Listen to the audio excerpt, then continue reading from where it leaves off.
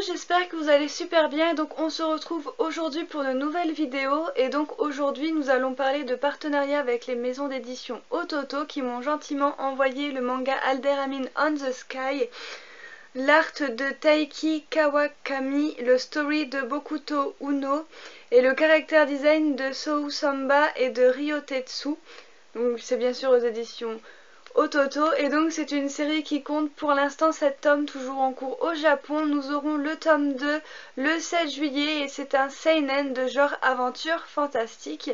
Donc pour vous faire un petit résumé, on se situe dans l'empire qui se nomme Katvarna, qui est en guerre avec un pays voisin, et donc dans cet empire nous allons suivre un jeune homme qui se nomme Aka Solork, qui est un jeune homme flemmard, un petit peu pervers par-dessus les bords, qui adore draguer les minettes. Voilà, il aime ne rien foutre de sa vie. Et 2 ans auparavant que cette histoire ne commence, il a fait une espèce de promesse, une promesse à sa meilleure amie, son amie d'enfance, qui est de passer comment on dit ça, l'examen d'officier. En échange de cet examen, s'il y arrive, sa meilleure amie lui propose de lui offrir un poste, un emploi dans une bibliothèque impériale, il me semble, si je dis pas de bêtises. Oui, c'est ça, une bibliothèque impériale. Et donc sa meilleure amie se nomme Yatori Shino XM. Donc c'est vraiment une famille très riche, voilà, très aisée au niveau de cet empire. Et donc bien évidemment ce jeune homme, donc Ikta, va passer bien évidemment la première épreuve de l'examen, qu'il va réussir malgré qu'il soit flemmard et qu'il a l'air de ne rien enfin, il a l'air en fait de ne rien aimer, en fait, comme si tout lui passait par la tête. Et donc il va quand même réussir cet examen. Et il va, un mois plus tard, se rendre pour la deuxième partie de l'examen. Donc ils vont se retrouver sur un bateau où ils vont faire la rencontre d'un autre personnage qui semble très beau, très charismatique, très intelligent, tout ça. Et en fait, tout va aller très vite et on va partir un petit peu dans le cauchemar pour nos personnages. On va avoir une situation vraiment merdique pour les personnages pour le coup. Donc voilà, leur bateau va faire naufrage et ils vont se retrouver sur une île. On ne sait pas trop qu'est-ce que cette île, et je ne vais pas vous le révéler puisqu'on l'apprend bien évidemment dans ce tome 1, mais là ce serait vraiment le gros spoil du démarrage de Alderamin on the Sky.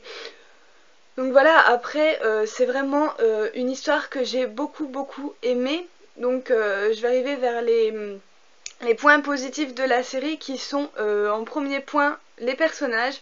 Voilà, on a 5 personnages qui sont tous différents les uns des autres, et ça j'aime beaucoup les histoires où c'est qu'on a vraiment des personnages mais qui sont aux antipodes les uns des autres. Donc on va avoir bien évidemment Yatori, qui est la jeune fille que vous voyez sur la couverture, qui est la meilleure amie de Ikta, et elle, voilà, elle a un franc caractère, elle n'hésite vraiment pas à botter le cul de son meilleur ami quand il va trop loin. Voilà, genre quand il voit une belle minette et qu'il est là en mode dragage 100%. Voilà, ça donne des situations vraiment très drôles, et j'ai beaucoup aimé ça. Voilà, donc pour moi c'était un point positif. On a bien évidemment Ikta, qui lui est tout le contraire de son ami d'enfance.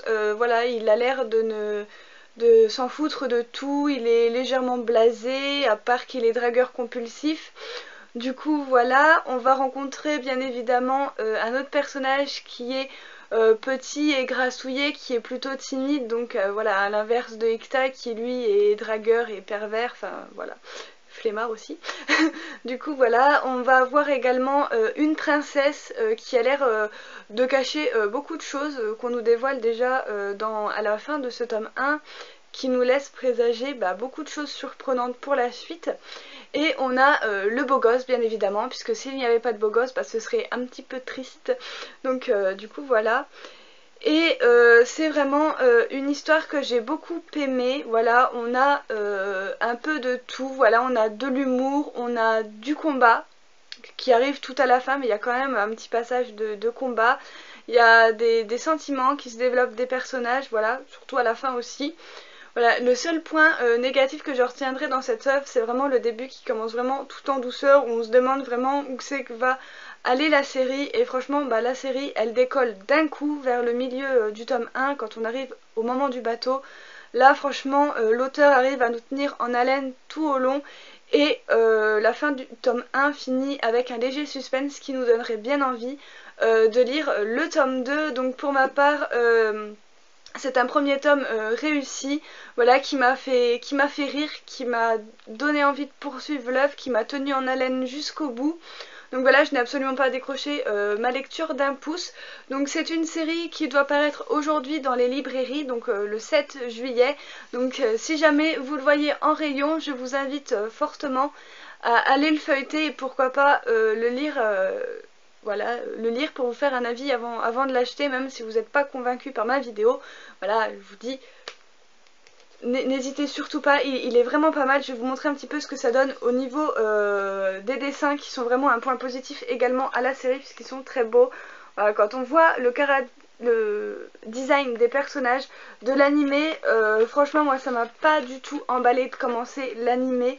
Voilà, les personnages, leur tête en fait ne me revient pas, je ne pourrais pas le dire, mais là franchement le coup de crayon de l'auteur est vraiment beau, voilà.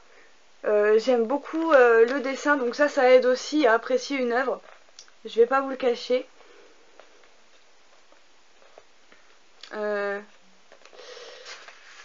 Donc du coup voilà, pour vous montrer un petit peu la flemmardise du personnage principal qui est en train de bâiller aux corneilles. Du coup voilà, c'est vraiment une histoire sympa que j'ai vraiment beaucoup aimé, et donc voilà, je vous reparlerai de cette série au mois de juillet quand le tome 2 paraîtra. Donc du coup voilà, j'espère que ma petite vidéo sur Alderamin on the Sky vous aura plu. Si c'était le cas, n'hésitez pas à mettre un pouce vers le haut, à mettre tous vos avis en commentaire, à me dire si vous allez vous procurer oui ou non le tome 1 de Alderamin on the Sky, et moi je vous retrouve très bientôt pour une prochaine vidéo. Bye!